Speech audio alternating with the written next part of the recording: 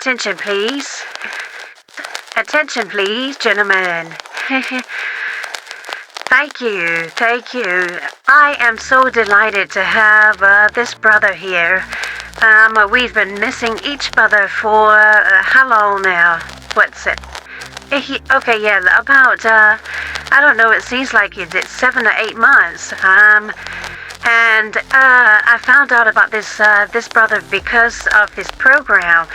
I know he has a few programs that he operates and facilitates with team members and staff. But I found this brother, this coach here. You want to be technical with it. I found him in an open forum one day, and it was at one of the parks in Durham, I believe. Is it? Okay, yeah, this such a long time ago, but I want to say it was in Durham. And I just approached him because I saw the work that he was doing. He had a group, and they were on some type of fitness regimen. But the part that intrigued me was how he had the attention of everyone. And even though I was just going on a stroll, when I came back around, I noticed that everyone was now at attention, meaning they were all in a restful state, sitting and now listening. And I was like, is he now teaching? I didn't know what was going on. If it is, I came by an hour beforehand, and they were like in deep, as he likes to say, Coach Kai likes to say, they were in deep sweat equity. And I came back around, and I saw that they were sitting as if they were in a classroom. Some were sitting, some were standing, but most were sitting. And I don't know how many was it, 50. Okay, he doesn't keep up with numbers, but it would look like it was maybe about 50. And I was just astounded. So, me being the nosy bird that I am, I, from afar off, just kind of listened in. I tuned in. As you all will find, his voice carries pretty well. I don't know if he had a PA system at that time, but I was drawn because I saw they were drawn. This group that he had of young men and old men, seasoned, as he likes to say, men, middle-aged men. And I don't know what type of program it was, so I was intrigued to listen. And listen I did, for about maybe 15, 20 minutes. And even though it may not have been targeting me, that group that he was targeting, there was nothing but respect for the message that he was delivering. And you gotta understand, when you see a lot of strong looking men, I don't know if this was at the time, didn't know if this was a team that he was coaching, training. I didn't know, and it really didn't matter. I was astounded at the attentiveness of he to his audience and they to him. And so, long story short, I approached him afterwards, and I waited a while because he was, of course, conversating with this group that he was with, and you could tell he was highly respected. Even then, though his message was finished, it's like everyone wanted to get a part of him before they departed, and even he would, before he departed. And so it took a while, but I was patient because I was like, I have to talk to this man. Who is he?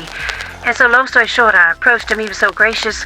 I mean, even as he was gathering his equipment, he was so gracious just to take the time to allow me to speak with him. And I'm not going to go too deep into it, but I would tell you this: the sidebar conversation we had, I easily saw why so many, or those that were in his group, were so captivated. I was truly amazed. And we had a sidebar conversation after everyone had dispersed or left. It probably, I don't know, 15, 20 minutes maybe. Coach Guy.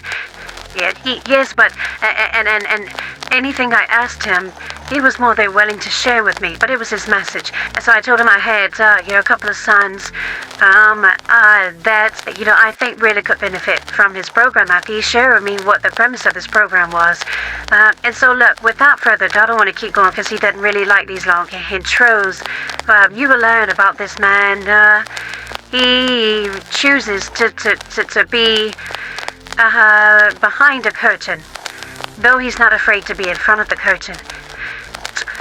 What I mean is, I've watched him, I've listened to him long enough, I've never had him in this space, that he's content behind the curtain, behind the scenes, pushing whatever agendas, messages that need to be pushed. But he's also not afraid in front of the curtain, on the stage, doing a very sign, pushing the agenda, the message, the truth. And so I am just so honored. I'm sorry if I'm getting a little choked up. This man, I just hope you all get what I know he's able to deliver. This is an amazing a man of faith, an amazing man of discipline. So please, without further ado, I'm sorry, Anzi. Please just give a round of applause for Coach Kai. Thank you.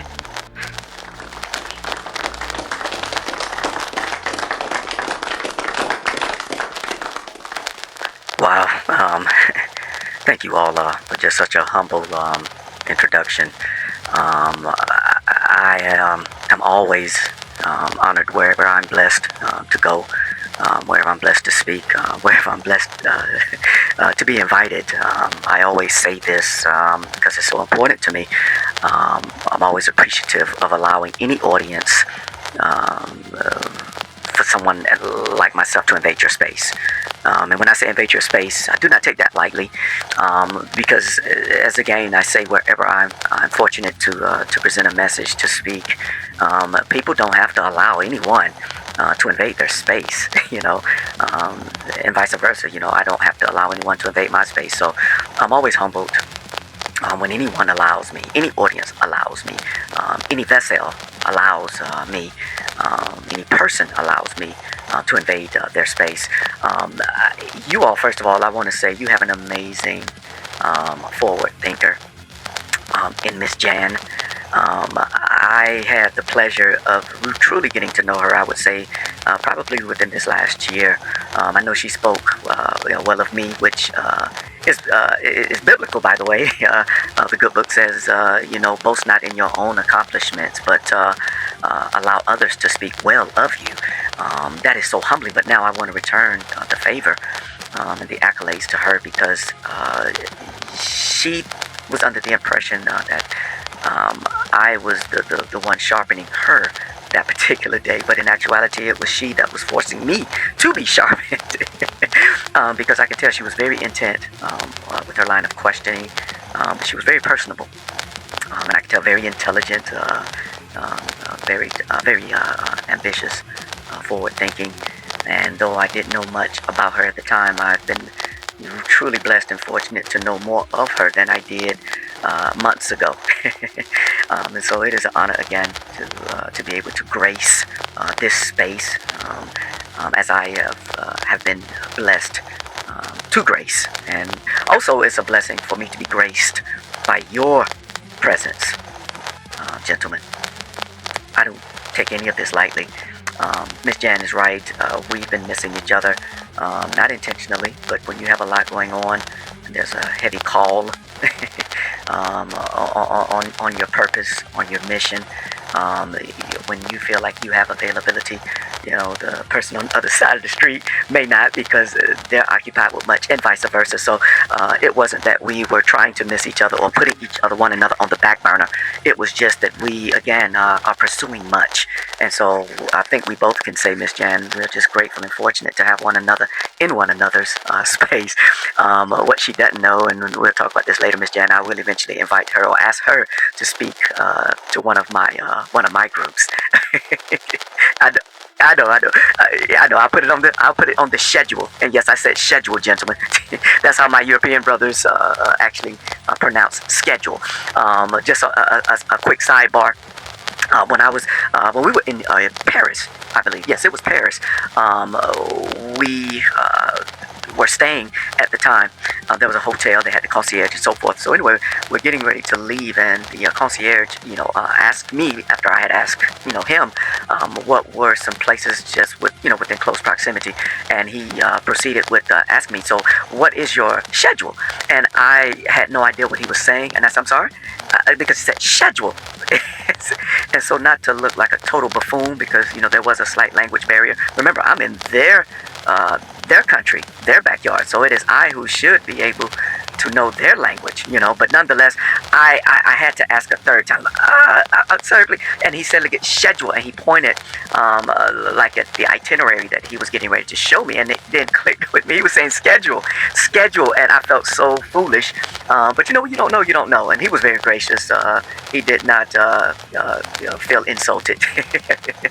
So that's what I use, schedule. So Miss Jan, when our schedule, your schedule permits, we will hopefully be able to make that part happen. Thus the term iron sharpening iron, and I truly mean that, because I'm always being sharpened. Always, and I like to think that I'm always sharpening, even if it's the sharpening of myself. But gentlemen, this is an amazing organization program that you have here. I know many of you come from various backgrounds, various cultures. In following Miss Jan over these close to a year, I guess, or the last 6, 7, 8 months, I've been able to kind of tap into what she does, and she's been more than willing to share with me what her purpose, her agenda is with her vision, her program. And so I say that because I know that you all come from, again, various backgrounds, various cultures. And even in some cases, other countries, and definitely states, throughout this United States of America. I am aware that some of you have been former drug addicts. Some of you have and are still struggling. My God. Some of you are still struggling with certain types of addictions. And please know, I do not stand here to bring judgment. I stand here with you because we all have struggles. Every last one of us. We all have struggles. Some are visible, tangible struggles that you can see us wearing, or you can see wearing on us. And some of us have hidden struggles that you may not visibly be able to see. But these are struggles nonetheless. And I think those can be some of the most detrimental struggles, because you think that no one is seeing your struggles. And let's be real, for the most part, we having, the visual, limited eyesight. Okay? When I say limited eyesight, meaning we can only see so much. We see what's in front of us, right? So if I'm addicted to something that is hidden, you won't see that. And so therefore, I will most likely continue to drift into that addiction because it is not seen. There's no physical residual effects thereof. But for those who are physically addicted to some type of vice, some type of drug, some type of chemical that has physical side effects, those individuals tend to try to fight it a little more, or try to cover it a little more, because they know it's visual. The side effects, the consequences of that struggle, of that addiction, even if it's a past former addiction, in some cases it's still visible. One thing you'll know about me is I speak as it needs to be spoken, whether it's track marks, whether it's needle marks, whether it's wide nostrils from snorting, whether it's discolored fingernails, we can go on, and a lost weight, gained weight, whether there are diseases that have unfortunately been contracted during this physical drug use, or whatever vice that had you in its web. We tend to try to cover those up more because we know those are visible, and so that's why I say I think it's even more dangerous when we have those hidden struggles, hidden vices that don't necessarily show up in a physical side effect. In a physical side effect. Some are addicted to pornography. Pornography doesn't show up visibly or physically. You can watch pornography and be turned on by it and leave the room and no one know anything. They don't smell anything. They don't necessarily see anything. You literally just, pick up, as they say, with business, in the form of business as usual. But what people don't know is those hidden struggles, those hidden vices, can cause more harm. in ways that we cannot see. Remember, if you can't see the side effect, physical side effect, and we think that we're getting away with it because no one notices, it's no big deal. It's not doing anyone or bringing any attention to myself. The same way that that thing is not visibly seen is the same way that the hidden consequences or invisible consequences are not seen. And that's why I say it's more dangerous, because we don't believe that, consequences will still take effect in our explorations, in our struggles with that which is doing us more harm, is doing us total harm. And so that's why I say, again, I think when we have physical side effects from whatever we're struggling with, I think that's better than those invisible struggles, or struggles that no one sees and no one can see as far as the residual side effects thereof. So that being said, then, I stand with you. I do not stand over you. I do not stand against you. I say I stand with you, because we all in a struggle. I've had my struggles, and I still have my struggles, because there's always a battle. We're always battling something. You never in this life get to a point where you're no longer battling. Now, I will say there are times where if there's no struggle, that means there's no fight. I'm speaking from a standpoint of the struggle. As long as we struggle with anything, there's always a battle. There's a fight, because there's a struggle. There's a back and forth. There's a forth and back. There's an ability to not be conquered, if that makes sense. And that's the premise and purpose of a struggle. Struggle simply means that, in my own definition or definitive way of explaining it, struggle means that you've not been conquered. And I've said this to quite a few people over the years when they've shared their struggles. If I roll up on them, or if I contact them, call them, text them, engage with them, and I say, how you doing, man? How things been going? They say, I'm not gonna lie, I'm struggling. To which I follow up with the response of good. And it never ceases to amaze me, those who don't know me, when I ask that question and they may tell me that they're struggling, and I respond with good, they tend to look at me like, what? What do you mean good? Bro, I just told you I'm struggling with this or struggling with that. I'm struggling to be faithful to my wife, or I'm struggling to be the provider I need to be because of my gambling addiction. And you saying good? And a lot of times I let them get it out. Sometimes they only want to talk to me. I say, man, you fickle. And I understand, because I just said good to something that you are not aware what I said good for.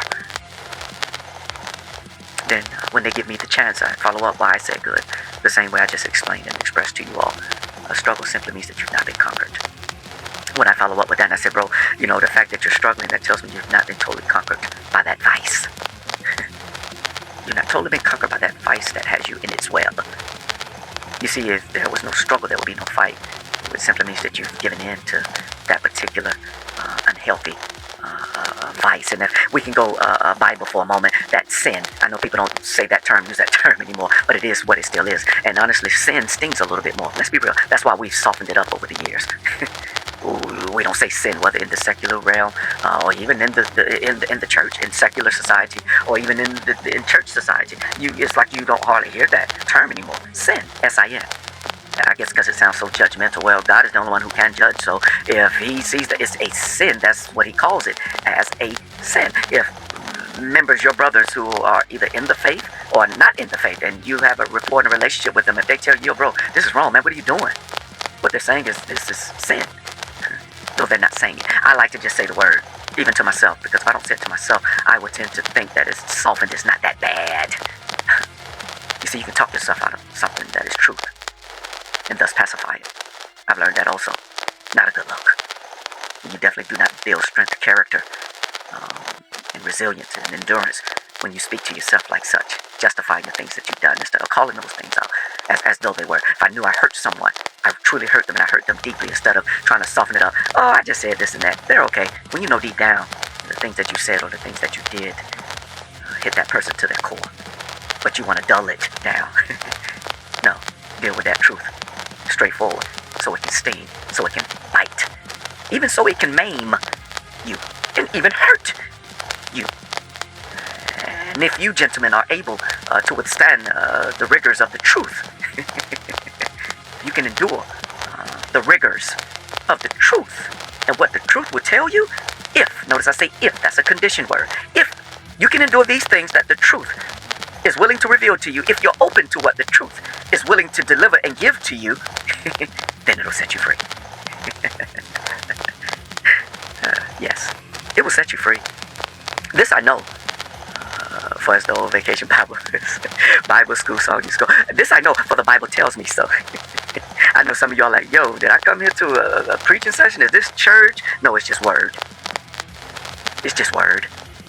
There's no four-walled facility that you have to go to just to get a word. I can get a word out here in these streets. My here construction site, not too far from here. I can get a word at the construction site. I can also give a word at the construction site. So please do not be so caught up with, oh, I thought I'm only supposed to go to church to hear this. No.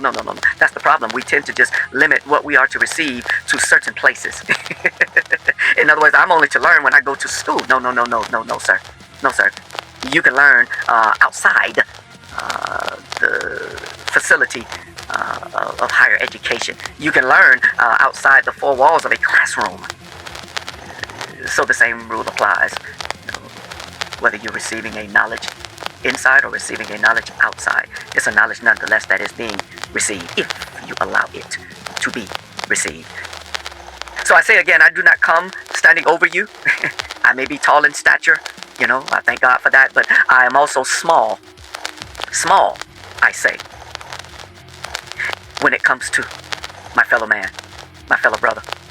I may be tall in physical stature, but I'm small, I'm short when it comes to being at the level of my fellow man, my fellow men. We're all in a struggle. Every last one of us. Whether we confess it to ourselves, confess it to our God, confess it to one another, our family members, or not. We're all in a struggle. Thus, we're in a fight. If, again, you are not in a struggle, as I know some of you all are still struggling, that means that you've not been conquered. There's a war. There's a pulling and pushing. There's a back and forth. It's like tug of war. I am a coach, and I do have ropes. If I was to line 20 of you on one side and 20 of you on another, and I would put a ribbon in the middle and say whoever actually, wins, which means your ribbon has been actually pulled to the opposition's side. That means that side won. But until then, there's a struggle. It's a back and forth and back. So I come to you all today, blessed and fortunate, though tall in stature, short in various abilities, small in various vocabularies, but tall in faith. And being tall in faith has come with a cost, and it still comes with a cost. If I say to you, I'm battle tested, that I am. Trust and believe, but I have the scars to prove it, and unfortunately and fortunately, there are more scars to come. I don't say battle tested as to try to impress you. I say battle tested because that is which I am. But for the grace and by the grace of God, Yeshua HaMashiach, the anointed one, multi-breasted one. But for His grace, I am battle tested, and yet I still stand. Meaning you are battle tested. There are battles that you have fought that I could never enter and come out victorious. Because I may not be built for that. There are battles that I've had to endure and go through that many of you may not have been able to withstand, because you may not at that time have been built for that. You see, we all have something that we bring to the table. That's why I say again, I do not stand over you. I do not come judging you. I do not, come trying to correct you. I come to bear truth, strength, struggles with you. And that, gentlemen, speaks volumes. For I would rather follow one, a general, a captain, a lieutenant, a coach, a mentor, teacher, CEO, manager, supervisor, leader. I would rather follow a leader that is always willing to get their hands dirty. I would be willing to follow a leader who never looks down on me, but looks eye level with me. I will always be willing to follow and listen and heed a leader's call who is just as bruised as I, yet still strong as I, thus making me stronger. I hope and pray that's what this message is able to bring unto your presence, unto thine ears. You gentlemen, must say, as I look just throughout the audience, I see so much. Some of you all, I think a few of you all, I had the pleasure of just coming across and talking and briefly interacting with you, and I was able to pick up on some things. Some of you are, you young men in here. Some of you are older men, or as Miss Jane said, I always use the term seasoned men. Y'all know what I'm talking about, that salt and pepper. Right? That salt and pepper look, yes sir, salt and pepper, the seasoned. I had the chance to engage with a few of you all prior to this presentation, to this message, and there were a few things I actually picked up on. A few of you, I would not put you out there. That's not what I do. But I will say there were a few of you all that, as I briefly interacted with you, there were some echoes that I was hearing, not from you verbally, but what I was hearing within my own mind, my spirit. I'm not saying that, oh, it was God that was telling me. I'm not saying it was the Spirit. It was what I was ciphering. It was what I was hearing. And maybe a few of you all would know who I'm speaking of, because of what I was picking up on while I was engaged in conversation with you. One of you I had the pleasure of encountering. This is what I heard. I heard in one of you all, one that would not be defeated. This one particular individual, that's what I kept hearing echoing in my mind and my spirit. I will not go down. And what that told me is that this person was an athlete. I don't know if it was 10 years ago, 20 years ago, but I knew that this person was heavily involved in sports and was a competitor. That's what I heard. That's what kept echoing and resonating. That person didn't say anything to me about playing any type of sport, but I'm saying just in casual conversation, that's what I picked up. That's what I kept hearing. That's what kept echoing and resonating in my spirit. Another I picked up on, I could tell that truth was a hard pill for them to swallow, because throughout all their life, or through their lives, everything that was considered truth ended up being a lie. From a child on up.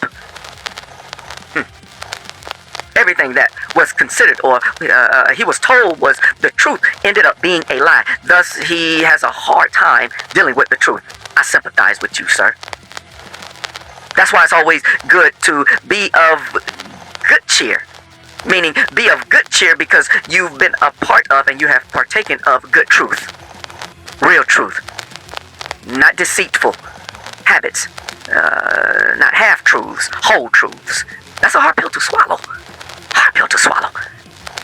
And I'm just going to name those two instances, though there were a few more. I'm not going to spend too much time on that. But those echoes resonated with me. As Miss Jen said, I do have a few programs. One of my programs, which brings me here, is for Wandering Kings. And in that program, we pretty much take some of our members on retreats. We take some of our members out in the community once they've been trained properly and so forth. We actually take some of our members to do good community, again, that word community, to perform and do community service. But we also take those individuals to various platforms. When I say platforms of learning how to perform in certain careers, trades, how to be able to train even. Many of you all that are in this audience, you're skilled at something. Just like we all are struggling in something, we all are skilled in something. And you all are skilled in something, one way or another. So when I take my Wandering Kings out sometimes to other Wandering Kings that are not a part of the program, but we consider them Wandering Kings nonetheless, we then present, the skill sets that we have, for these up and coming and hopefully, future members in the organization or in the program of Wandering Kings. This is a powerful tool to have because what is taking place, such as you all know, it's an ironing, sharpening iron philosophy that's taking place. And with this philosophy, it proves true and has proven true forever. So as you are sharpened, so you shall sharpen. Let me say that again. For once has it been spoken, twice told that it may be heard. So as you have been sharpened, so shall you sharpen. Did y'all catch that? And just out of curiosity, just by raise of hands, how many of you all are skilled at woodwork? I'm just curious. If it doesn't apply to you, keep your hand down. I'm not talking about building little stick houses. No, I'm not trying to count. I'm not trying to cap. I'm just saying I'm not talking about I put a few sticks I find out in the yard together. No, I'm talking about real carpentry woodworking skills. Raise your hand. Okay, wow. How many of y'all are fabricators? You're good with steel, metalworking, such as welding. Oh, look at that. How many of y'all are good with cooking? I mean, you're like at chef status. I mean, and you may have even gone to school or been under a mentor. Maybe that mentor was your grandmama. No, I'm just saying. Or maybe it was someone that took you under their wing and taught you the culinary arts. How many of y'all? Okay. How many of y'all are good with motivating or leading? Now, I know this may be pretty broad because motivating and leading is multifaceted. But when I say motivating and leading, meaning you can easily enter a room or you can speak to someone who may be, going through something, even yourself, let's be real. And you have an ability to encourage and motivate yourself and others without putting a lot of effort in it. In other words, some of you all may even be coaches, such as myself. If that's you, raise your hand. Wow. Okay. Thank y'all for your participation. That last question is the one that always appeals to me. It does, when you are self-motivating, and you definitely can motivate, lead, encourage others. And let me tell you why. Because there's a story about a great king. Some of you all are familiar with this king, King David, which I think is found in 1 Samuel 30, if I'm not mistaken. And again, some of y'all may think this is church. It's not church, but it's word. Okay, so, but no, there's a story, and I want to say it's in 1 Samuel 30, where David is leading his troops to go fight in a particular battle. I won't go into too much detail, but long story short, they are sent back to his king territory, or his township that he's actually responsible for and ruling over, right? He gets back, but long story short, he finds that the enemy, one of the other enemies, have come and taken off their wives, their children, their livestock, taken everything, right? And so the men that he was responsible for leading, this story is always amazing to me. They followed him wherever he went because he was a great leader, great motivator, great encourager. Okay. But it's funny because all of them, the good book, the word says that they all were found weeping, mourning. I mean, let's be real. Your wives, your children are taken by the enemy. You don't even know if they are alive. You have no idea. And so anyway, the word says that they then turned on him. I want you to hear this, and this again goes to show how quickly we can turn on one another, and even turn on ourselves. This great man, though he wasn't king at the time, he was giving a certain territory from a once upon a time enemy, the Philistine. I won't go into too much detail. I keep saying it, but I keep going deep into detail because I like to give you the context. But long story short, you can read it for yourself, okay? 1 Samuel 30, I believe. And so anyway, they turn on David. And the word says that they were ready to stone him. They were ready to kill David. And this is the part that always gets me. He lost just like you lost. He stayed in the same township, the same territory that you stayed in. He lost the same things that you lost. I can see if he stayed up on the hill, a couple miles away, because he was the ruling body, right?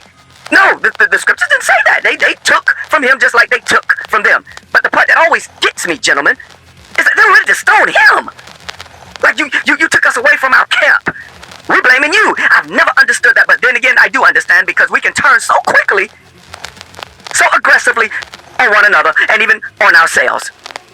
Those who claim to be straight ride or die, homeboys with us, homegirls with us, will turn at the snap of a finger. And you will turn on them at the snap of a finger. Let's be real. I am prone to turn on them at the snap of a finger, no matter what good they've done. So I know what I'm talking about, gentlemen. We all have the propensity and the capacity to do the very same. We're praising you on our shoulders one minute, and then we stepping on you the next. When we've all endured the same things. So anyway, let me get out of that because I can go deeper into that.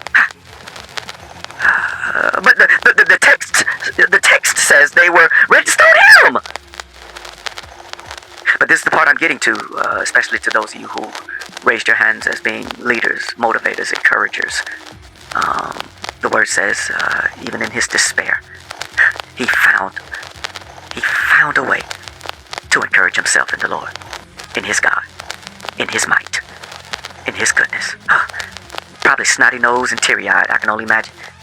I've been snotty-nosed, teary-eyed many a times when I've failed, when I've lost, when I've succumbed to something that I made the choice of, when I've delved into deep struggles, addictions, when I've had people that were closest to me to betray me. When maybe even your own family members see you as not the person that you know that you are, and thus they whisper behind your back, and then they come smile in your face on occasion. And then when you feel like maybe this faith that some of you may have, or all of you may have, you realize your faith has failed you, but not the object of your faith has failed you. I hope you heard what I just said. When you're snotty-nosed and teary-eyed, even when you have recognized and then maybe you've experienced that your faith has failed you. But in this case of David, he realized that the object of his faith had not failed him, in spite of what he had lost. So the scriptures say that he encouraged himself in the Lord.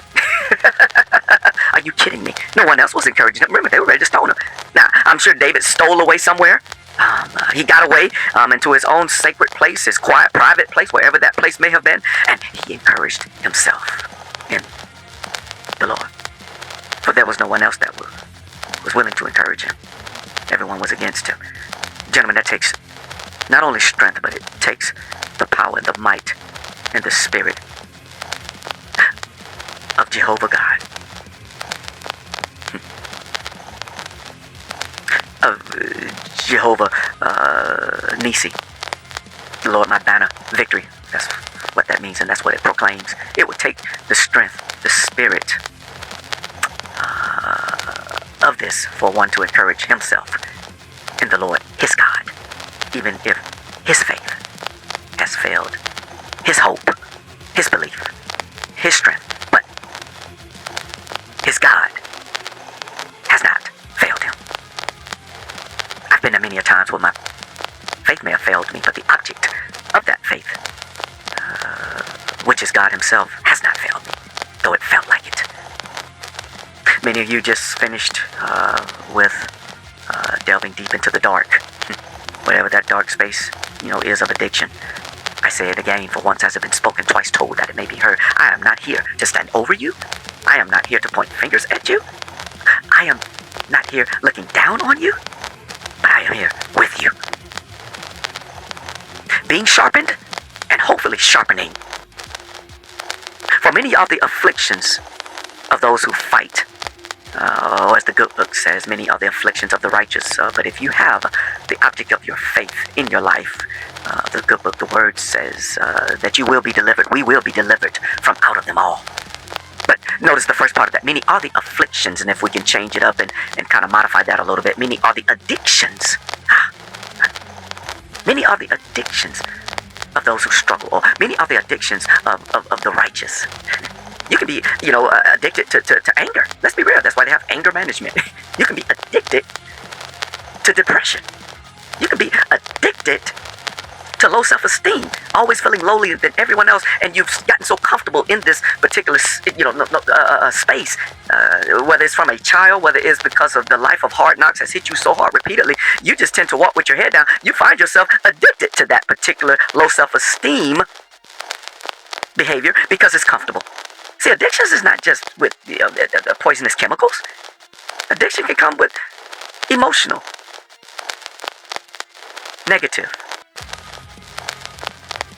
dangerous chemicals, imbalances that we tend to tap into because it's comfortable. But you got to understand, gentlemen, if you think that you're just struggling, if you think that we're just struggling, if you think that that low-hanging fruit we tend to pick from, if we're not careful, is just because we want to pick from it, that's not the case. There is another side of this, gentlemen.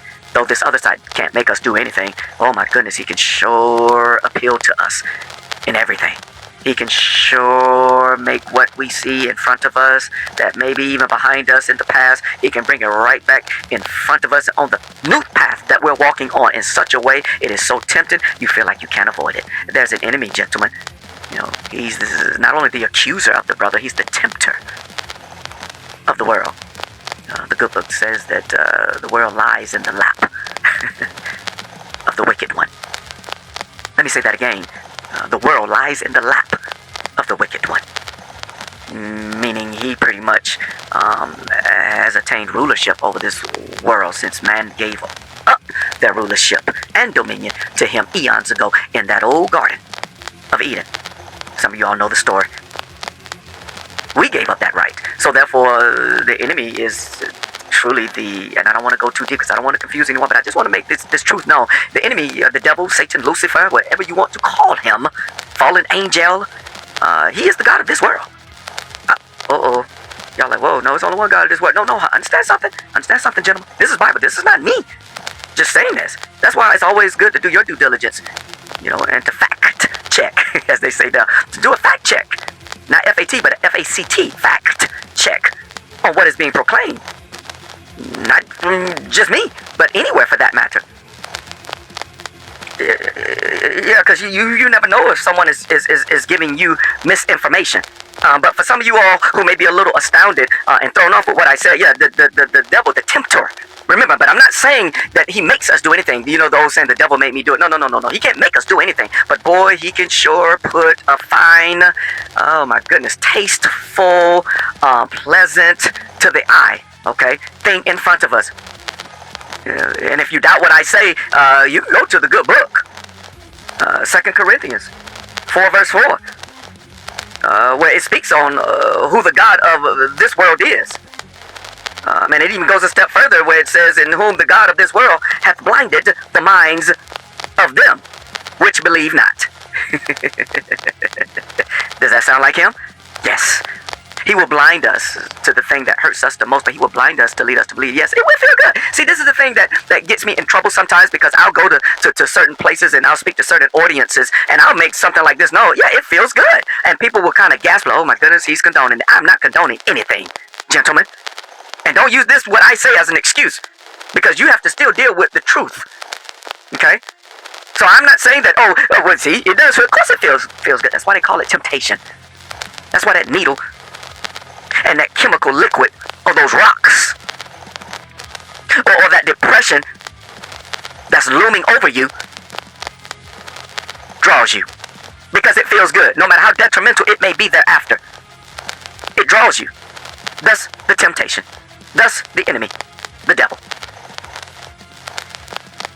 Who has come, who is here, to blind the minds of those who believe not. And even those who claim and profess to believe, he comes to try to do the same, if not even the more. Thus the struggle. For a child of light is one who will find herself in continual battles. Because darkness is trying to overtake you again. And that darkness can come in many forms, as some of them I've mentioned. So before you decide, that this guy, Coach Guys, he's throwing too much and he's not making any sense of what he's saying. Let me make sense of what I'm saying in this manner, okay? Let me put it to you in this way, okay? Oh boy, if I see that fifth of Jack Daniels, tucked away in my cabinet, and I just decide, I'm just taking a little sip. It's not gonna hurt nothing. I take a little sip, okay? Then maybe I take another sip and another sip and another sip. Before I know it, the thing that I said, it's not bad, I'm just going to take a little sip. But I end up drinking the whole bottle. I've not fallen into temptation. But the devil did not come at me and say, hey, drink the whole bottle. He came at me subtly. He came at me conditionally. He came at me planting the thought, just take a sip. That's it. That's all you need. Just a sip and you're good. When in actuality, he knows that once you take that sip, if not careful, if not invaded by the spirit of the Most High, by the Lord who can come and who will come to provide a way of escape. That's the Bible. That's good book. For he does always provide a way of escape. Make no mistake. But it's still up to us to decide if we take it or not. Sometimes that way of escape could be a phone call. I know I've been there many times. And I'm like, I want nobody calling me. Maybe someone is ringing the doorbell. Maybe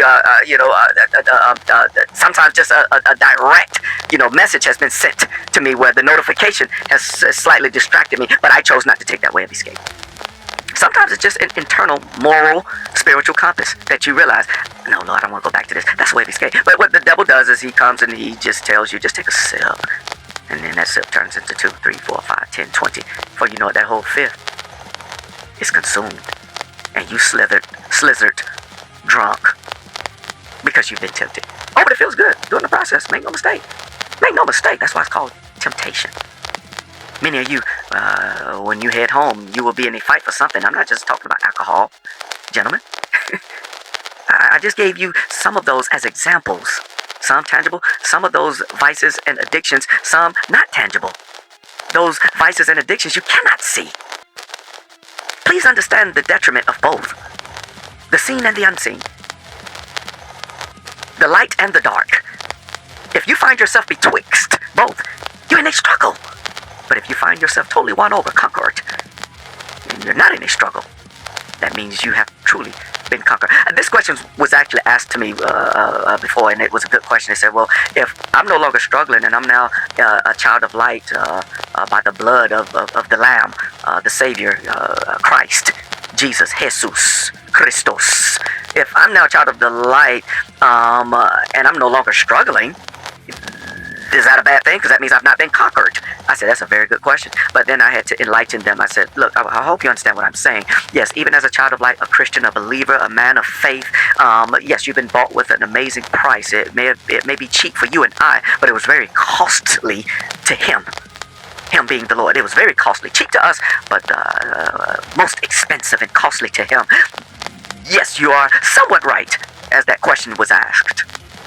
Because you said that, struggle means that you've not been conquered. But so if I've been conquered by the blood and I don't have these struggles anymore, then that's good, right? Therefore, I should be fine. And so I reposed a question back to this individual. I said, so let me ask you then, do you find yourself struggling with certain types of temptations of the mind? Now, we all have a season where we're strong. Nothing faces us. You can get, and gentlemen, let's be real, we gentlemen here. Miss Jan knows I'm not saying anything to disrespect her or her gender as a woman, but let's be real, you see a nice, how can I put it, a nice, beautiful specimen of a woman walk past you. You may, be strong at that moment. Let's be real. Well, you see it, you acknowledge it, okay, nice look, and you keep it, you keep it pushing. We all have seasons of strength, I believe. Just like we all have seasons of weaknesses. I know. So even though you're in a season of strength, great. But be careful. So as I had to answer, and as I posed again the question back to this individual, I said, so you're strong right now, very good. But, even if you are a child of light, a believer, a Christian, if you're not encountering any type of battles, struggles, temptations,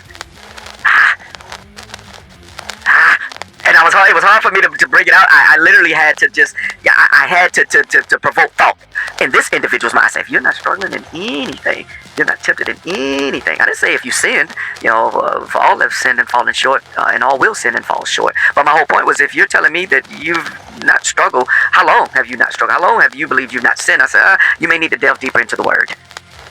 Because it's an old story of a person who said that I want to go to a perfect church, and I want y'all to hear me, okay? So this individual who was just fresh in the word, just been bought, by Christ's blood, covered by Christ's blood, and he said that he wanted to join a church, but he wanted to join a perfect church, and he looked to and fro and it seemed like he couldn't find one, and so one day he got frustrated, and he said, man, there's no perfect church out there.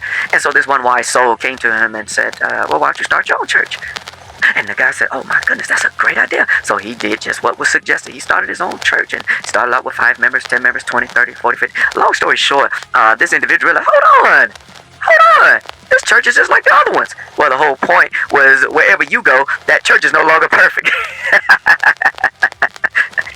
That church is no longer perfect once we enter it. Period. And I just posed it to him like that. What I was simply trying to say to him is, look, it's always a struggle. Whether as a believer or not, whether as one who wants change, or one who succumbed to not wanting change.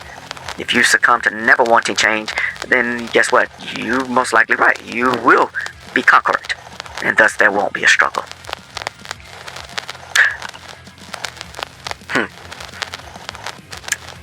So I'm going to leave you gentlemen with this.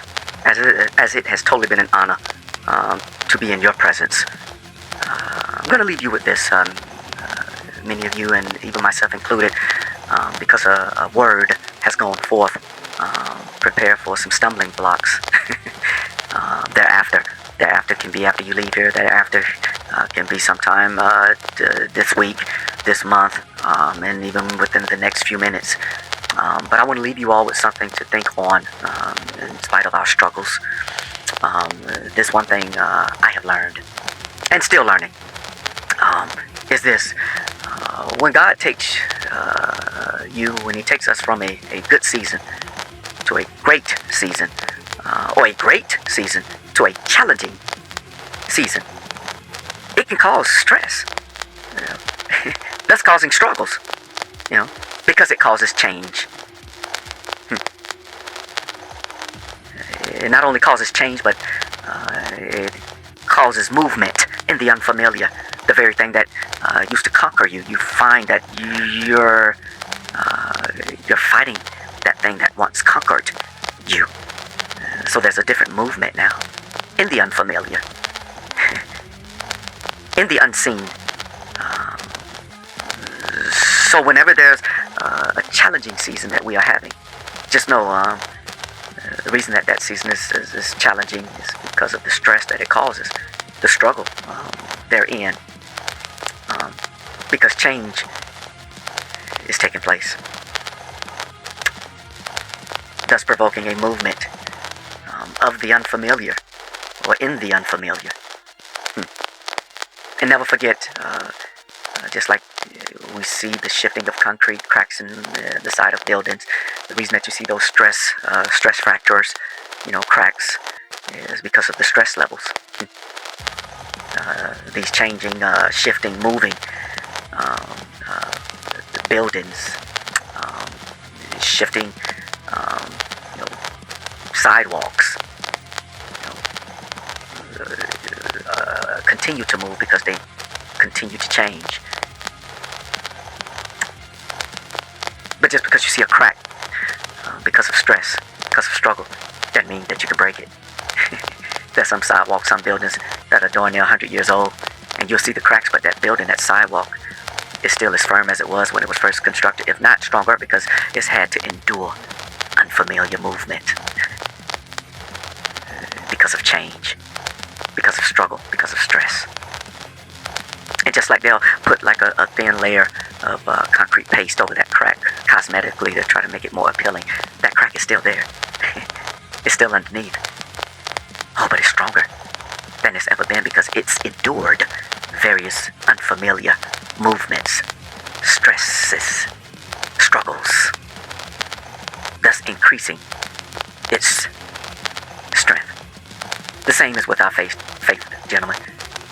These changing, shifting, unfamiliar movements of various seasons that we all encounter in one way, shape, or another will increase not only the stress levels, the struggles, but also our faith levels and our ability to endure, thus our endurance levels to overcome.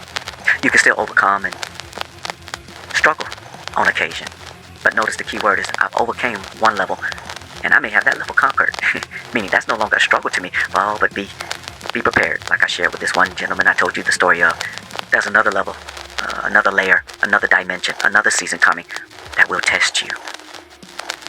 So in parting, one of my favorite verses in all the Bible, all the sacred parchments. Maybe you can use this as a strengthening tool, even for yourselves, as I've used it for mine over the years and still use it. Found in Isaiah 42, thus says the Sovereign One, I am leading the blind in ways they have not known. Pay attention, gentlemen. Along unfamiliar paths, I will guide them.